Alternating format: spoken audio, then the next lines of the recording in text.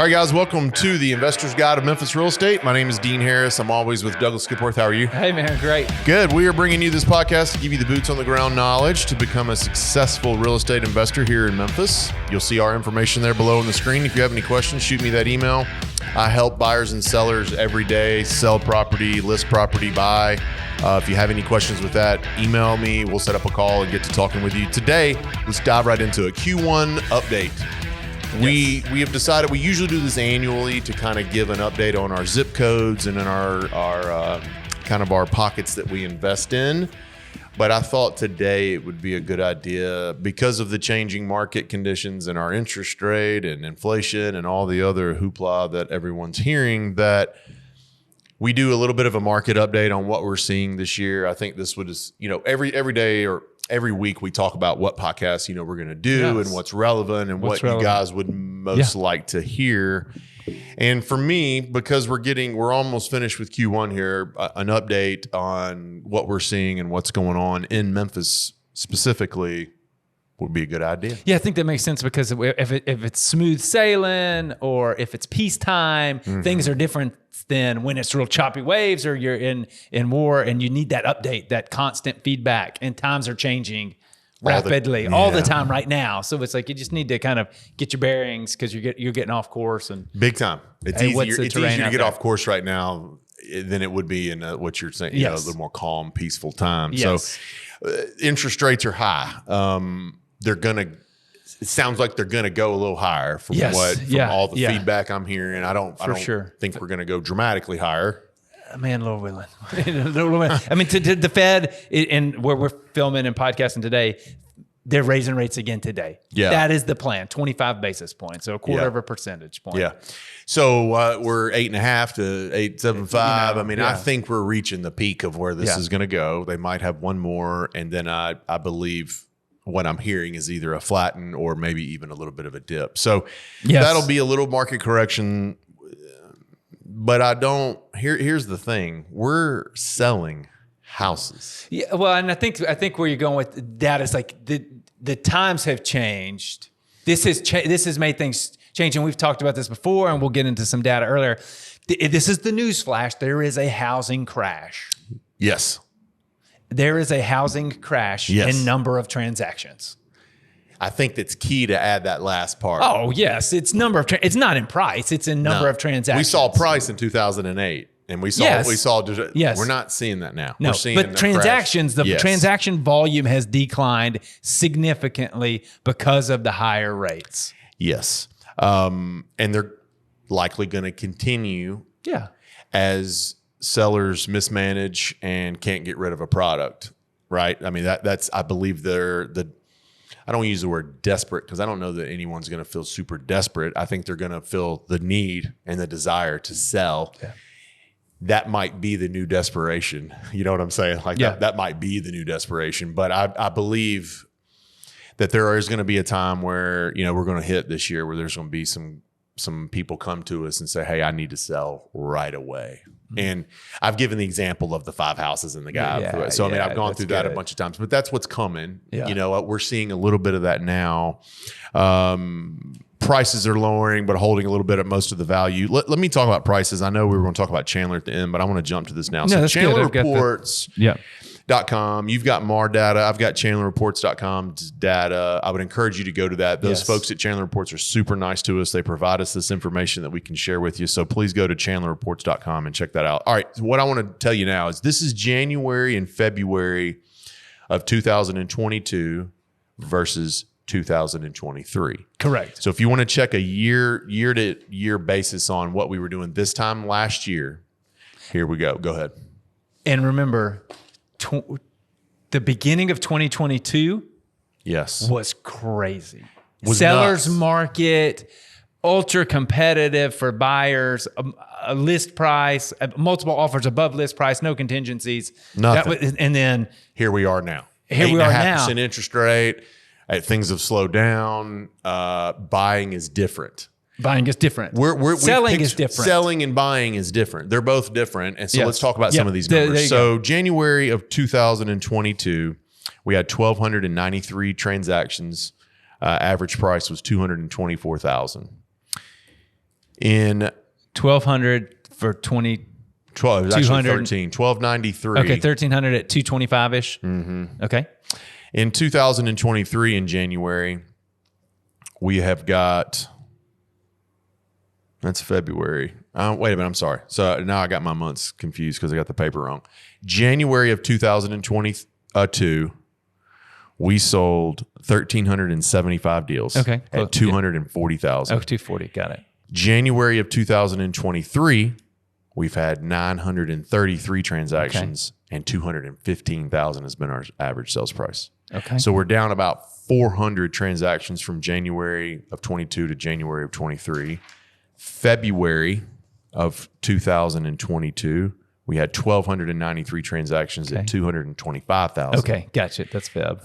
February of 2023, this just last month, 925 sales, 226,000. So we're holding on our price. Got it. Less, it's confirming what we're telling you. Crashing Less, transactions, but prices are but holding. prices are stable. Because I've said this, the demand, the backlog of demand was so deep when we were in January of last year, when we were just slinging offers right and left, cash, no contingencies, all this other stuff. There was a line all the way around the building to buy houses, and it's still about halfway around the building, to use that analogy. So there's still a demand to buy housing. You are dead on accurate that there is a numbers crash. There's not a value crash. No. But there is a numbers crash from where we were this time last year. Because the demand has stayed because of, like you said, the backlog, and the inventory has remained historically low. Mm-hmm. It was really, really low this time last year. And it ticked up during the year, and then towards the end of the year and in the beginning of this year, it went down. Because the rate, and it's gone up a little bit, but it's still not as high as it was a few months ago. So now, will it go up a little bit more? I think it might. The inventory, and we're the inventory is going to continue to climb. Correct. So like that's kind of what there's your bad news. Thunder and lightning. There's your bad news. Yes. Right? Okay. Yes. So now, which we're going to talk about. Yes. There's a peak. What do you do? There's a peak of sunshine here that we're seeing in there. This is where you can become savvy and smart and look like you know what you're doing, or you can continue to educate yourself and read and learn. Right. It's fine. There's just a certain point of that to where it's got to be over with. The smart money right now, if you want to be smart and you want to do what really, really, really smart people are doing, is sell. Right now? Smart money is selling right now. So talk more about that. How do you, who's the smart money? Right. What is that? What do you say? So we are representing a hedge fund.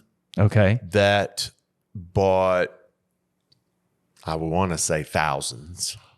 But I know they own 25,000 nationwide, but a couple thousand in Memphis. They own a couple thousand. And excuse me. And they have just come to me and we're going to liquidate a lot. Well over 100 right now. So what is that to me? You and I talked about this yesterday. Yeah. A lot of people might be like, what's the difference? Why does that matter? Why are you telling us that? What is it? Okay. These funds that have all these houses, we made a joke yesterday, but we laughed about that. It's not do they have an analyzation department? Right. It's how many they have. How many analysts are looking at this all day, every day. That's their job. The only thing they do for 8 hours a day is analyze the market maybe for 12 this hours company. A day. Yeah. That's exactly right. Yeah. For these funds, what they're doing is going in and, diving into every single possible analytic, and they're doing it all day long. Yes. This is nothing to mess around with. These are smart people. These are wealthy individuals that have the time and effort and energy and money to find out what's actually going on. Yes. They have decided to sell.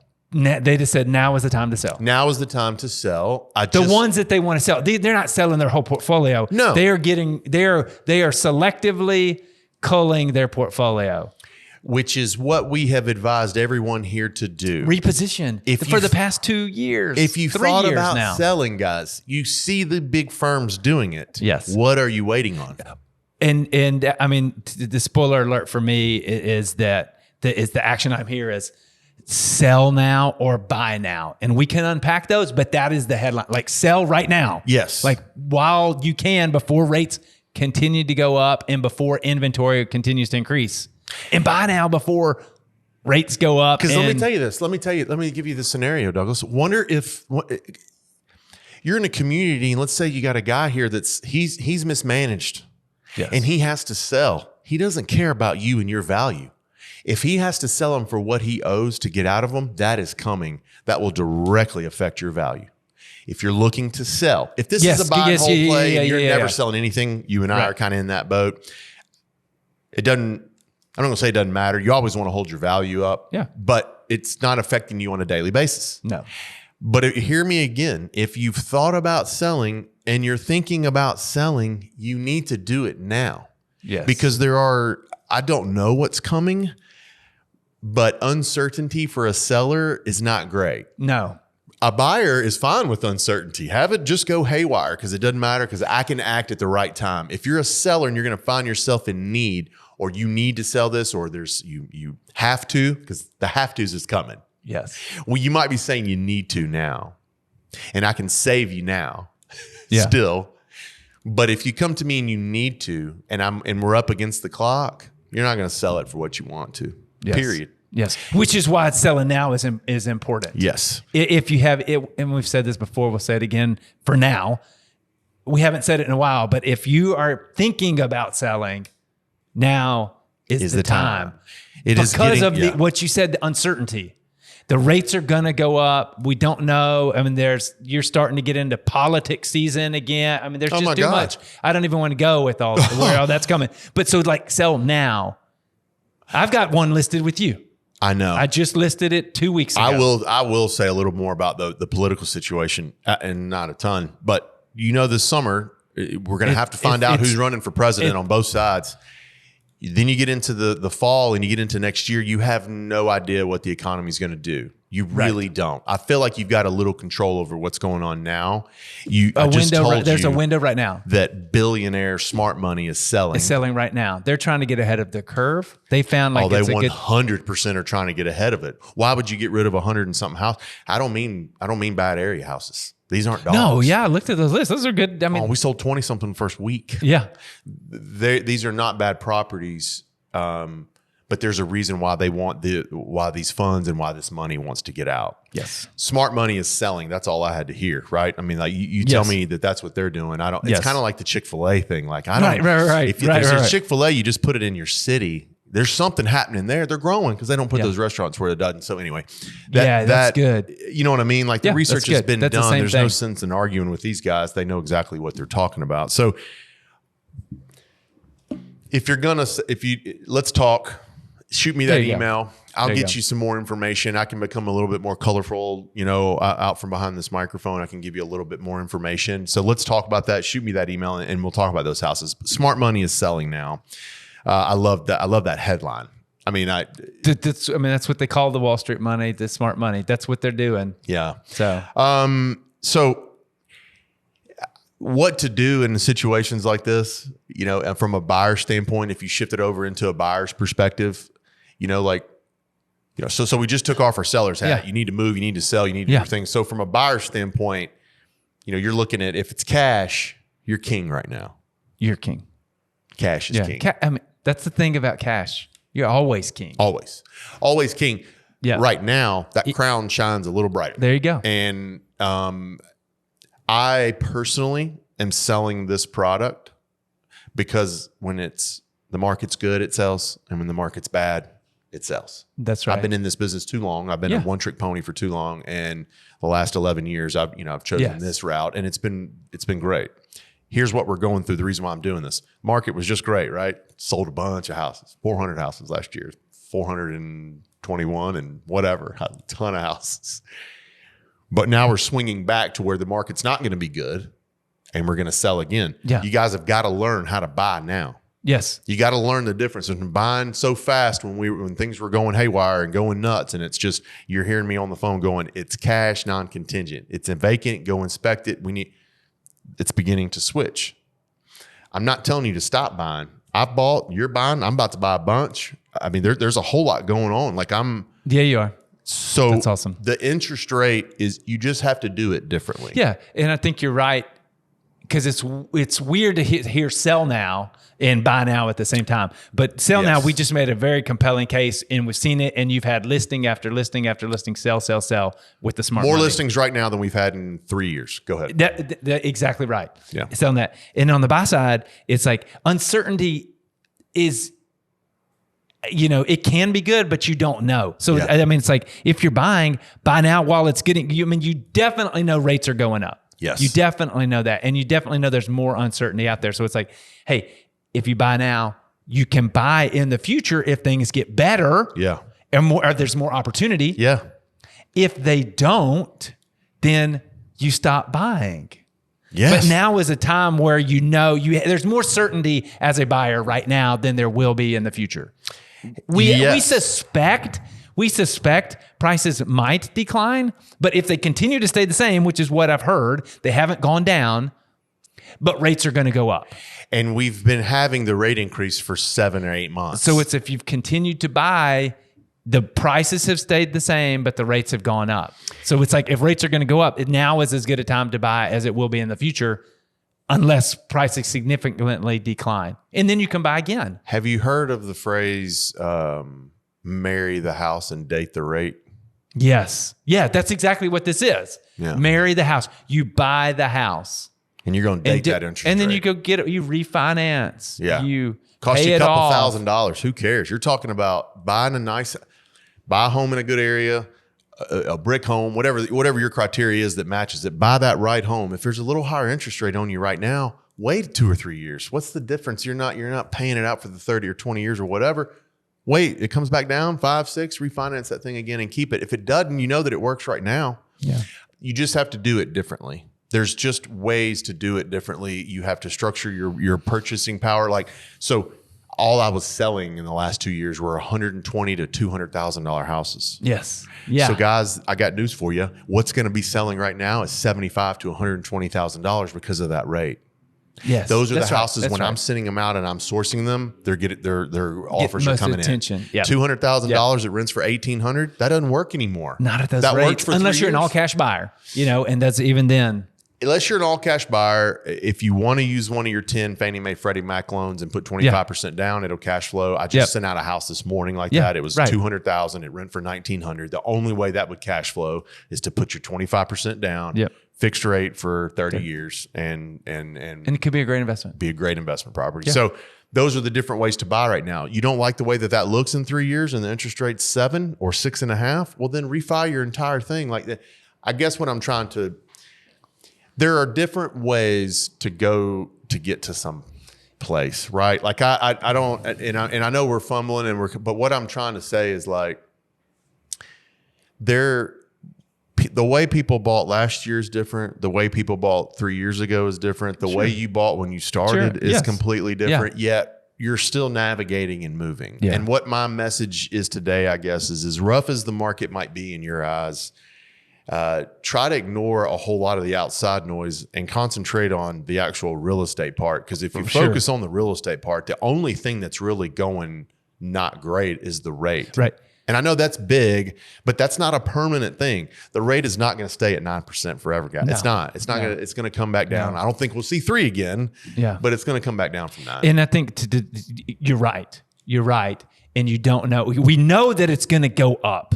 Yes. We know that it's going to go up. Yeah. And I think I told you this. I was with a banker, a senior banker with First Horizon, which is a large regional bank. Yeah. $80 billion. So the size. They just get bought? They're potentially going through a merger with TD. That's the plan, but it's not going to happen anytime soon, especially with all happening with banks right now. Yeah. All that to say, what he said was they are tightening their credit standards, and other banks are as well. Yeah. So not only are rates going to go up, but it's also going to get harder to borrow.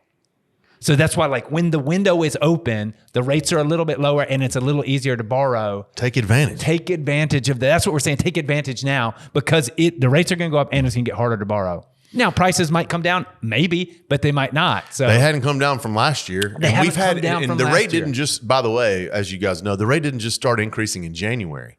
The rate started increasing in June, July of last year. So this is the 9th month of it. And we still didn't see dramatic changes And none in in price. pricing. No. We saw None in some price. decreasing in the numbers, Number but we of didn't see any transactions. price. So Yes. if you're sitting there waiting on, I'm waiting on 50 cents on the dollar, it isn't coming.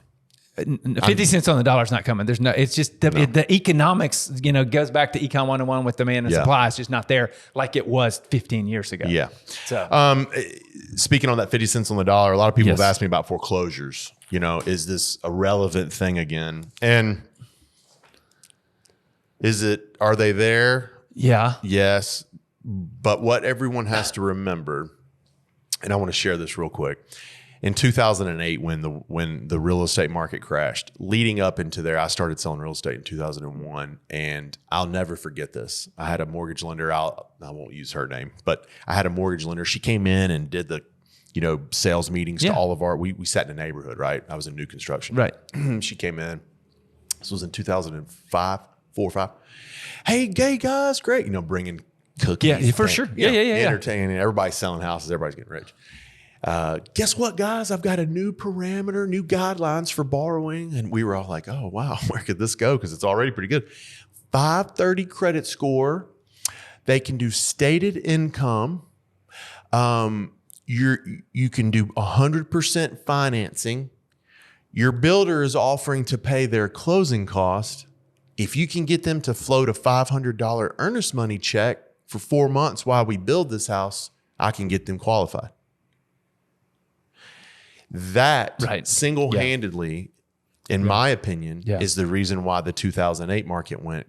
There's no doubt. It went because there's way too many people borrowing money that shouldn't have been borrowing money. Yes. After that, banks with all the shrapnel and all the stress and PTSD from dealing with that have not been loaning money that way. They tightened those standards so much. They tighten those standards up. There's not going to be as many foreclosures as you guys think might be coming. So if you're sitting there going, man, this summer we're going to really tear it up. There's going to be all these foreclosures and back. No, it didn't. No. I'm going to give you some numbers, but this is basically nothing. So we're looking at total foreclosures in our market from last year to this year. 2022, there were 61 active foreclosures. In January. In January. Yeah. There's 141 now. Right. Ooh, that's double. But it's still 141 out of 50,000 or 300,000 parcels here, right? So you're talking next to nothing.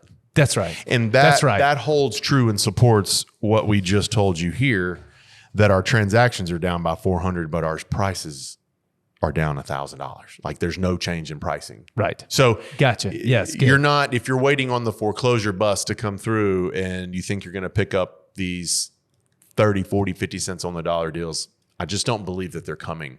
Banks did not loan money the way that they used to. There's not nearly as many distressed properties. I did a lot of BPOs then. During that time, I'm getting no calls for BPOs. 1 or 2 spaced out here and there. Yeah. When I used to do a business of 250 to 300 a month. Yeah. So that was in 2009, 10, 11 that I was doing all those BPOs, right? What those are broker price opinions. It's the bank's mini version of an appraisal. So they had no idea what they had here. They needed values of it, and we're getting none of that. So it's not even coming.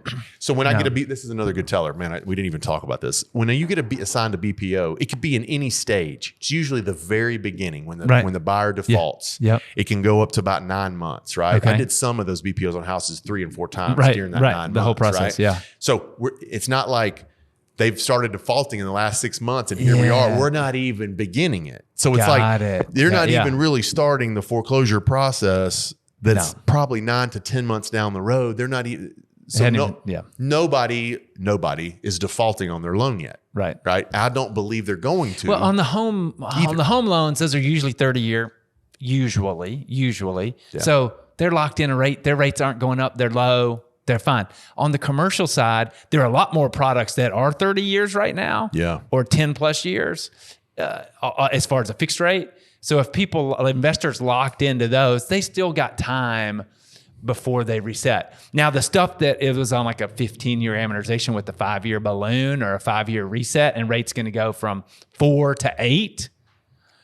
You and I talked about this the other day. The banks aren't going to want to take that property back, so they will most likely extend amortizations. So if you're on a 15, now you're on a 20, and maybe banks will have to make some exceptions and put you on a 25 or 30.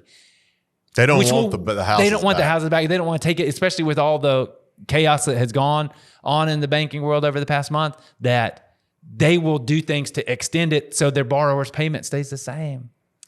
It's just a longer time before it's paid off. So I had lunch with my banker this week, and I asked some of those questions about like, hey, have you seen, those doors opening of, the stories of guys bringing in Ziploc bags full of keys and dumping them on the table in 2008 and 9. I mean, like, those are real stories. Yep. And I was like, hey, are you seeing any potential for anything? He's like, no.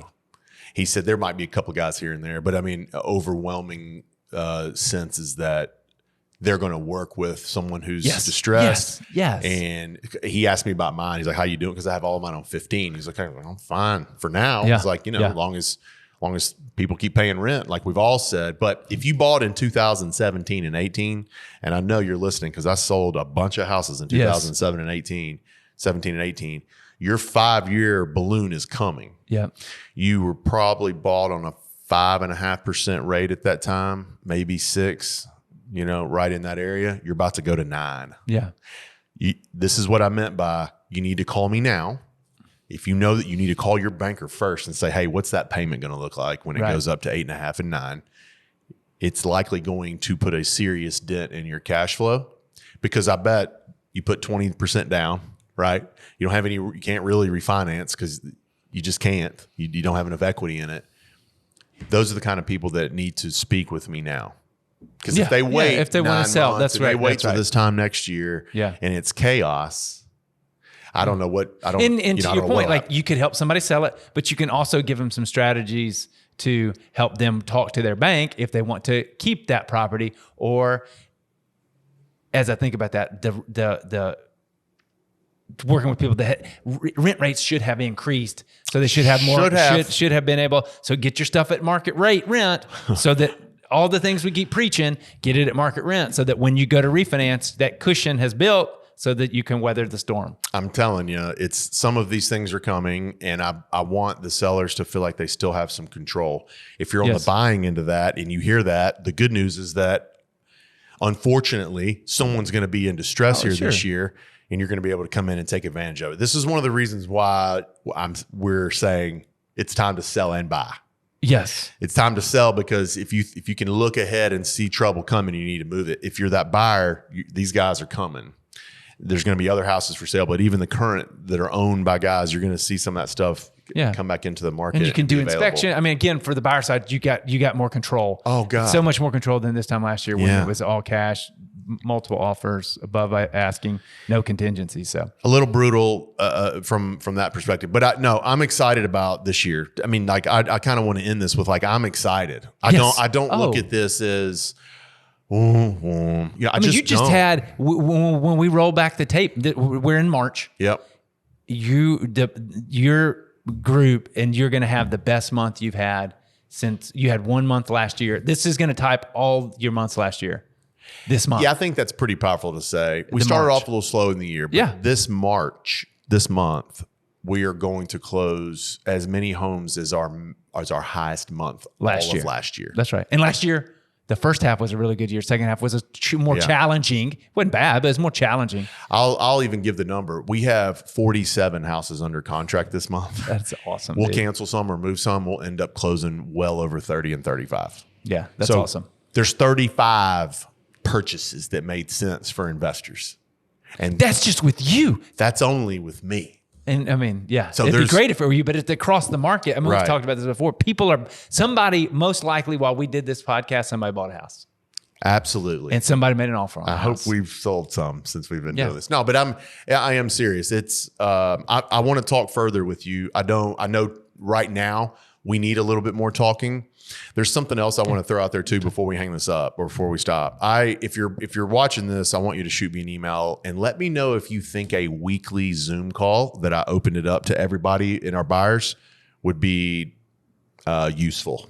So if you're listening like to a this, Q&A, like everybody get on and you're talking. I would probably. I thought about setting it up once a week and having them email me questions, and then I can answer. I think it'd be a little chaotic if I opened it up and said y'all send it. But I think if I could read the questions that people sent in, and I could open that Zoom up once a week, I'd be curious to see how many people would be interested in it. Because, because a lot of our clients right now are new investors. They're coming into the market and they're new clients, they're new investors to investing. And I think a lot of those folks need a little bit more questions answered. They need a few more things kind of laid out and spelled out. And that's what I'm here for. That's my job. So I'd like to find out if that would be useful, or and would probably rather do it on Zoom than a podcast or a Facebook Live, just so people can ask a little more intimate questions. A little and not bit. record it and be out there on the ether forever. The Zoom would be a little bit different because I could get a little more personal. I could talk about my situations a little bit more openly with you if you're an actual investor versus this, because this just goes public to everything. Right. So I see that. I'm wondering if the Zoom call once a week would be good. I could do it in my office. I've thrown this idea out there, but if you're listening and you catch this podcast, email me and just say, hey, love the Zoom. I don't need a whole bunch of details. I'm just curious to get a number, dean@CrestCore.com. So that's a good idea. Anything else on our market? We're a Buy little now, shorter now, than man. normal, but buy now, sell now. I think, we've been just the sticking message. with that, but if you listened to me a year ago or 2 years ago and you heard me say that and you did it, I mean, you can. Yes. High five, man. High five if you've been doing that. Because I mean, like, I've been selling. It was great. Last year was great. Yeah. Anyway. All right, Great, guys. man. Thank you so much for listening. We'll be back here in a couple weeks. See you then.